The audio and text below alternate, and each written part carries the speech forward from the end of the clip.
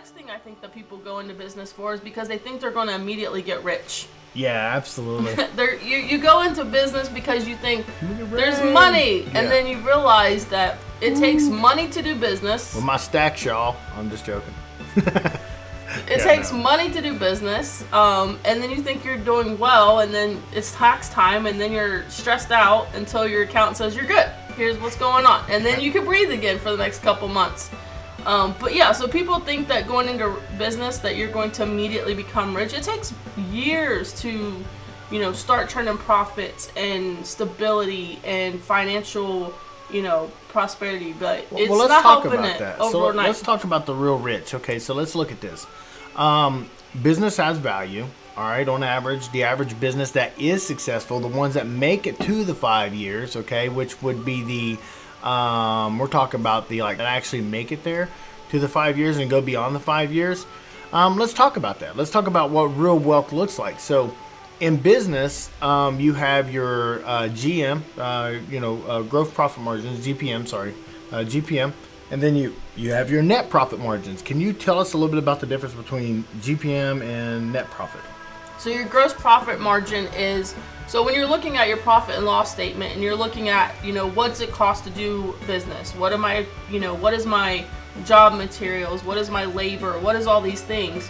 And then so what you do is you take all of your cost of goods, which is kind of your job costing, and then you divide that by your revenue of what you've done, and that gives you a gross profit margins. And so if you have a lower gross profit margins than what's intended for your industry, then you need to start looking at, one, am I either not charging enough, or am I spending too much? And so that gives you a good idea of how to gauge your business to see, where you're at and what needs to change. And you might be like, okay, I'm charging enough, and I'm got my expenses down to where they need to be, and you have a pretty good gross profit margin. And then your net profit margin is, so you take the whole company, and then after your expenses, after your job costing, after everything, that is what's left. And so then you divide that by your revenue of what you did, and then that tells you how profitable you are being. So if I do a job, let's just say I go out and I buy a piece or a part or whatever, we'll just say a furnace, and I do 40% GPM, right? So is that's what the business made, was 40% GPM? No, so right. Yeah. So exactly. So that's what a lot of people think, though. They'll think, man, I go out and I will fix this car, or I will service that house, or I will do construction, or I'll do, in my world, heating or cooling, and I'll put in a furnace, and I'm hitting 40% GPM, which is my industry standard. And if you don't know what your industry standard and you're going into business, you need to know that. Mm-hmm. What is everybody else charging? What is the average? You don't want to price yourself out of the market, but you don't want to price yourself into the market. The biggest misconception is not understanding the numbers. You want to go out of business, don't understand the numbers. That's the fastest way to go out of business. So understand the number, we're 40% GPM, and so at the end of the year, now we're like 2%, net profit. What happened? I thought I was doing 40% GPM. So kind of explain us a little bit about that, Melissa. What does that mean? So let's say we charged what we were supposed to charge for our installs and service and stuff like that, and we kept our job costs down, we kept our payroll down, and so we had pretty good profit margins. But then you have all your expenses, so that stuff starts dwindling down. So let's say I overspent in marketing, or I overspent in meals and entertainment, I overspent in advertising, office supplies, health insurance, gas, repairs, general liability insurance for the business. So you started spending all this stuff in expenses and not staying within a budget for your company. Then that starts dwindling your profit down. And so if you want to have good net profit margins, you want to have good profit margins, I highly recommend looking at your industry, making sure, like you said, you know what your industry standard is, and that you stay within a company budget, because yes, you can have all this money coming in, but if you're spending every dollar that's going out, it's going to affect you. And then so at the end of the year, you got to sit back and reflect, where did I spend my money? Who did I spend my money to? And what are some ways that I can tighten up? And we've done this in the past. I mean, looking at our profit and loss every year and going, okay, we spent way too much in this. How can we fix this category? We actually do that every year. Yeah. How can I fix this category? How can I how can I save money on here? What can I do on this?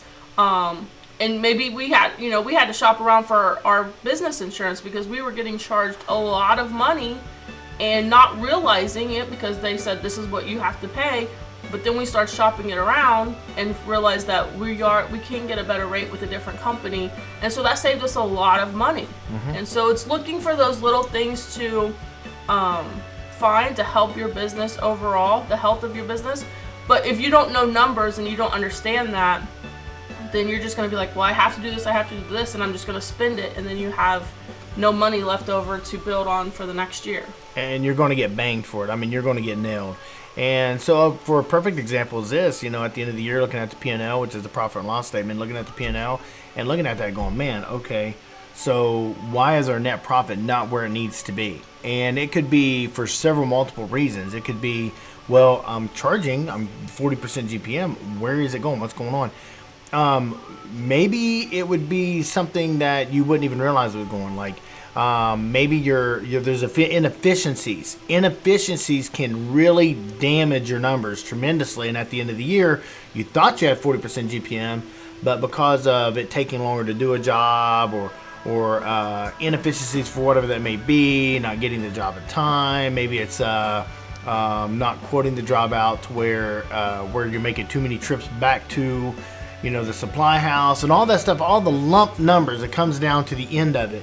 And you look at your net profit and you're like, wow, man, this what the world, Or you can look at it and say, okay, we're heading in the right direction. This is a good direction. We're doing good here. Let's capitalize on this. And so that's what we do every year. Every year we look at our P&L and we say, where can we get better? How can we get better? And, really analyze and break down the numbers. And that's something I live off of. The other thing is knowing the numbers. You could probably ask me every single week, true story, every single week, every Monday, I get my list of numbers. The numbers for the company, the numbers of where we're at, the numbers of where we're going, the numbers of everybody in the place, the numbers of the installers. And, man, I know my numbers. You know what I mean? I know where I should be. I know where I was last year. And I know where I want to be this year. So that's how you grow. That's how you measure your growth and your success is the numbers tell the story. So yeah, it's not about getting rich, guys. It's about building a company. It's about building a legacy. Can you get freedom? I mean, there is freedom that is mixed in there, but that's not a good why.